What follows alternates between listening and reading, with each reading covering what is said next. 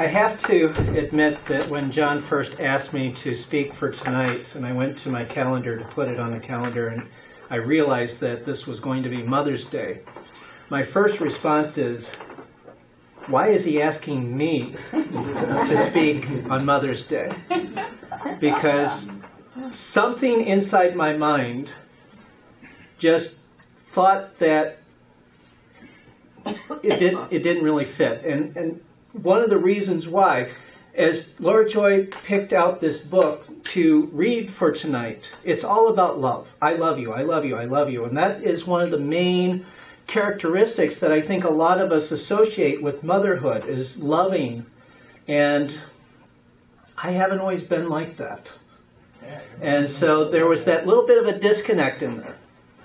But luckily, over the years, I've learned how to go within and to shift my view of myself. And it's one of the things that we talk about in the Symbolic Solutions workshop, like we did yesterday. I was able to go within and I said, okay, there is something within me that is a perfect fit for this day. What is it? And I was able to open myself and I was able to listen to the divine mind within. And it basically said, teach them what you're doing right now. Making that connection to the divine mind within and channeling that wisdom, that divine love, out from within into the world around you. Because that is one of the essences that I try to live by. I won't say that I always get it right, but I try to always express what the divine mind, what the divine mother, if you want to call it that. I call it kind of a mother-father all in one, but there is that divine mother aspect of the divine mind, which is that loving, caring, inclusive part of who we are. And so I realized that, okay, that is going to be the essence of the talk. And then when I gave him the title, okay, we're going to be channeling, the title's going to be called Channeling the Divine Mother, I sat back and I went back within and I said, okay, now give me the talk. and I got a few ideas, but unlike most of my talks, I wasn't able to come up with, here's the outline, here's where you start, here's what you go into next, here's the flow of the whole thing. I just got a few ideas, and I'm sitting there thinking, okay, why am I not getting the information? The answer that I got from there is you're supposed to be doing what you're talking about. You're supposed to be channeling this energy. So it's like, okay, I accept. So if tonight is a little bit less organized than what it would normally be, it's because the conscious mind is having trouble keeping up with the divine mind with it. And that's where any limitation is, because the divine mind is completely without limits.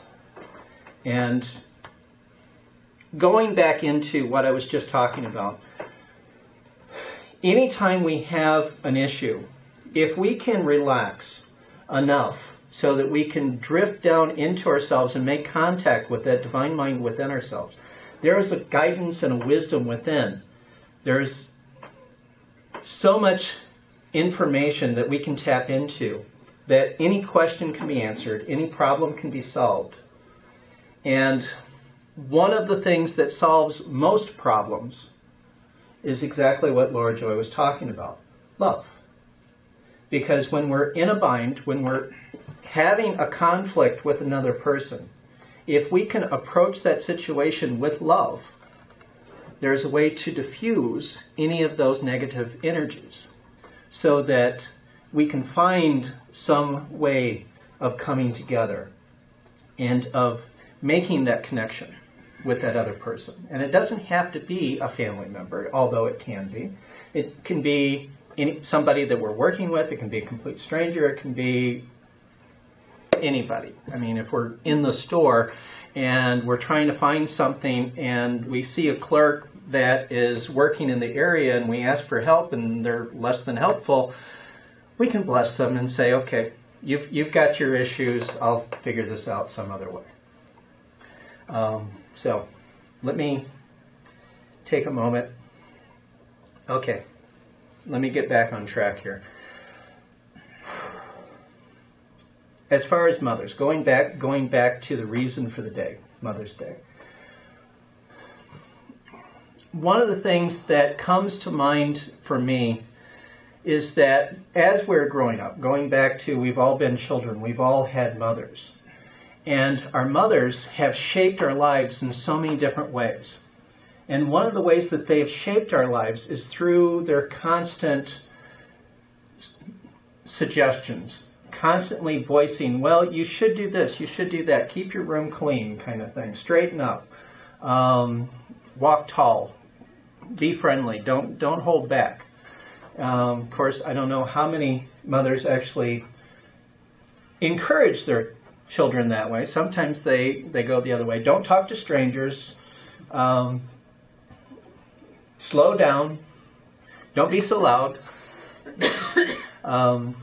So our mothers shape us in many different ways through the voices, through the way that they talk to us.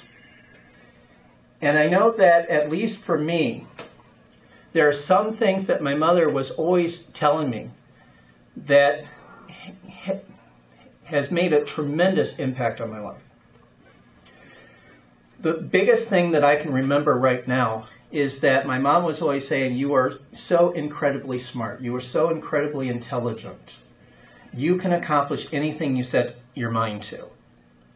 And that was one thing that she said over and over and over and over again, so much so that I really did come to believe that. I really did come to believe that I do have a good mind.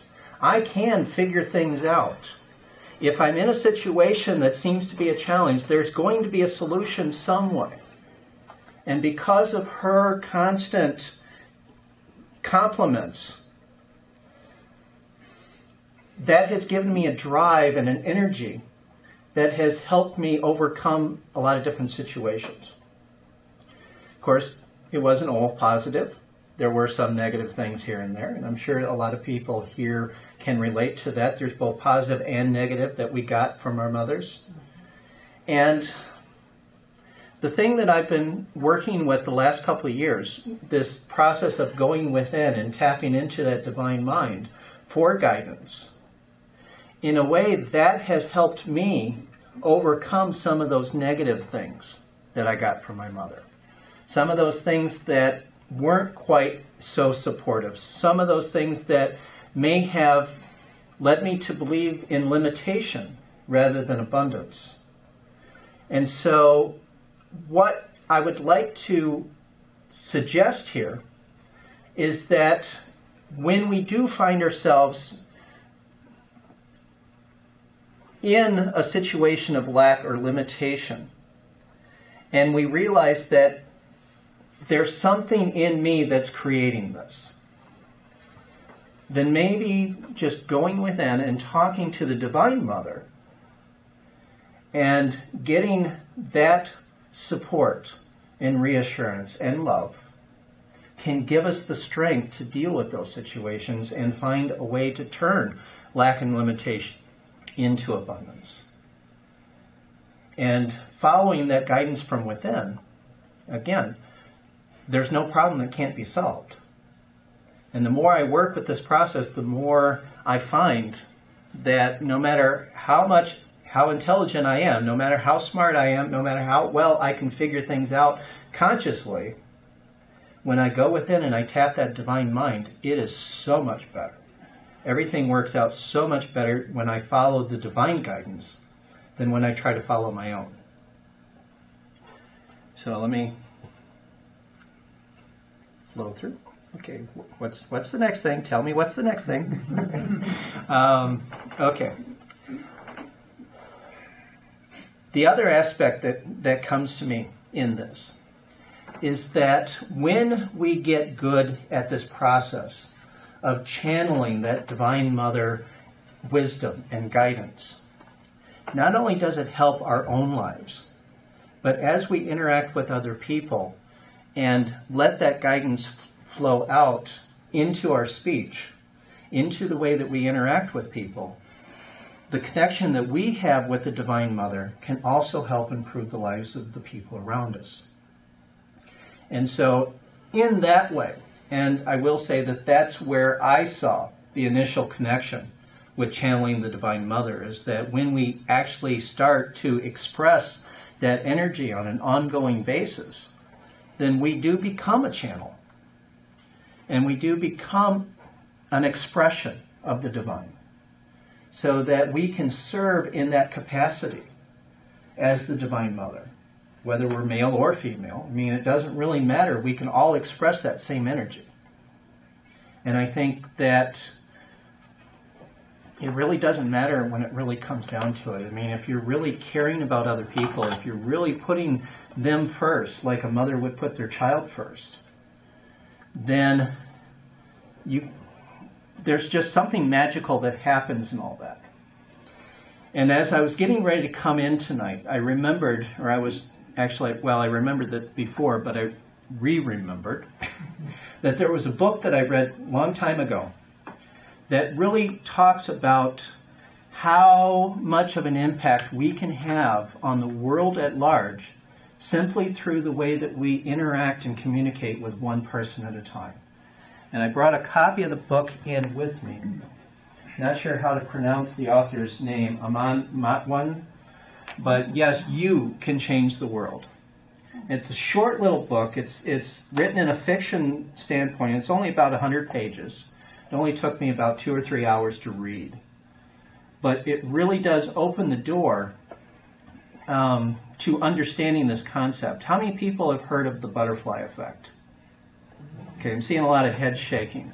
The basic idea that just one small change in one area can ripple through the world and grow. One small change can lead to a bigger change, can lead to a bigger change, can lead to a bigger change, such that a butterfly flapping its wings in one part of the world can create a tornado or disperse a tornado in another part of the world. It's an incredible experience to know that even the small interactions that we have with other people can make a big impact. And with that, I'm reminded of the time that I worked as a school photographer with Light Touch. Simple job, go into a school, set up the camera, take pictures of all the kids that I can, a couple hundred pictures in a day. But what I saw from behind the camera was, as a child was coming up, if I just simply smiled, greeted the child with love in my voice. Hi, how are you? Aren't we going to have a lot of fun today? Not that I said that, but that was the energy that I put into my interaction with them. I saw child after child after child. I won't say like everyone in a thing, but just throughout the day, I would see someone come up not really feeling good, not really having a great day. And then through the interaction that I had with that child, they walked away smiling. It wasn't that they just put on a fake smile for the camera, but because I interacted with them, that you are special. Boy, I'm so glad that you're here in front of my camera today. Boy, I love that smile of yours. And there's that smile coming right out there. Yep, see? Just by that kind of interaction, they feel that energy, that they are important to you, at least in that moment.